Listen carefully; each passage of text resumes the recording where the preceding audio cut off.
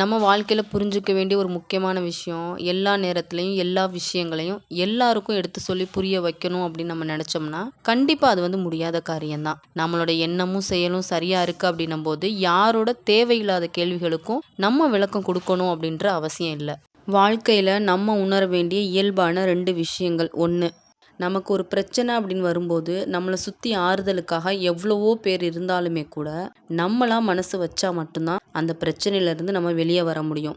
2, நம்மளை சுற்றி எவ்வளவோ உறவு முறைகள் சொந்த பந்தங்கள்னு இருந்தாலுமே கூட ஒரு காலகட்டத்துக்கு அப்புறம் நம்மளோட வாழ்க்கையை நம்ம தனியாக தான் வாழ்ந்தாகணும்.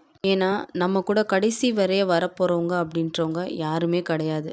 எந்த ஒரு உறவாக இருந்தாலும் சரிங்க, அவங்களுக்கு நம்ம எந்த அளவுக்கு முக்கியம் அப்படின்றத அவங்க தான் தீர்மானம் செய்யணும். அதை விட்டுட்டு நம்ம தீர்மானம் பண்ணணும்னு வச்சுக்கோங்களேன், நமக்கு வலியும் வேதனையும் மட்டும்தான் மிஞ்சும்.